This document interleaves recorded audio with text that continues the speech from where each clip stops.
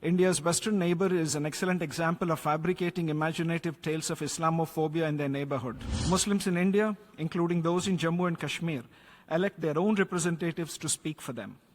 The only phobia evident here appears to be directed against a multicultural and peaceful coexistence that all communities in India enjoy, including Muslim communities.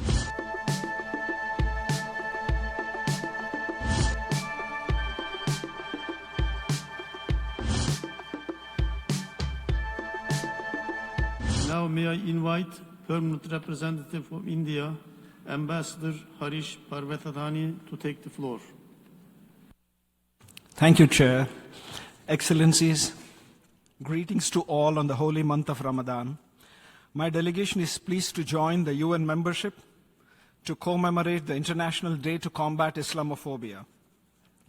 My delegation strongly condemns violence and hatred in the name of religion, regardless of the religion under question. As a nation where followers of virtually every major world religion coexist peacefully, and a nation that has given birth to 4 major world religions, namely Hinduism, Buddhism, Jainism, and Sikhism, India, more than any other country, is acutely aware of the need for a world free from religious discrimination. The philosophy of Sarva Dharma Samabhava, implying equal respect for all religions, has been the civilizational way of life for India, and one that inspired the secular ethos of the Indian Constitution. Chair, history bears repeated witness to how the politicization of religion does not solve and resolve grievances. However well-intentioned, they risk lending legitimacy to precisely this kind of selective, polarizing narratives that breed further division. The United Nations was conceived as an institution that transcends religion, culture, and politics. Its credibility rests on universality and impartiality.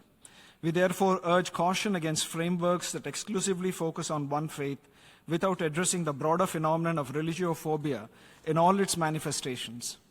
This is why the 1981 Declaration on the Elimination of All Forms of Intolerance and of Discrimination based on Religion or Belief remains, in our view, a very balanced and enduring instrument that enshrines the rights of all religious followers without privileging any.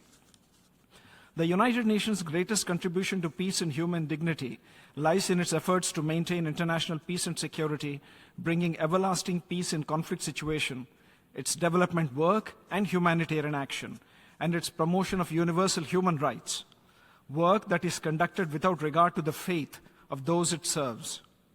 Global public goods, like sunshine, should be available to one and all, irrespective of affiliations. The UN has built its credibility through tireless work on conflict resolution, poverty alleviation, and protection of civilians. We urge the UN to remain anchored to this founding spirit. I stress that it is important for the UN to take note of the rising trend and dangers of weaponizing religious identity and instrumentalizing it to serve narrow political ends, by state and non-state actors alike. India's western neighbor is an excellent example of fabricating imaginative tales of Islamophobia in their neighborhood. One wonders what would brutal repression of Ahmadiyas in this country be termed, or the large-scale refoulement of the helpless Afghans or air-bombing campaigns in this holy month of Ramadan. India is home to more than 200 million Muslims, one of the largest Muslim populations in the world. The Organization of Islamic Cooperation, which our western neighbor has systematically attempted to weaponize against India, has repeatedly made false and baseless allegations against my country. Muslims in India, including those in Jammu and Kashmir, elect their own representatives to speak for them. The only phobia evident here appears to be directed against a multicultural and peaceful coexistence that all communities in India enjoy, including Muslim communities. Such narratives run counter to India's fundamental ethos and reflect instead the sectarianism and the terrorist mentality that this country has perpetuated since its inception. That is the real issue at hand. As we observe the International Day to Combat Islamophobia, India reaffirms its commitment to a world free from religious hatred and violence in all its forms. We urge the UN to channel its time and limited resources towards building inclusive societies grounded in equality, dignity, and the rule of law for every individual of every faith. Thank you, Chair.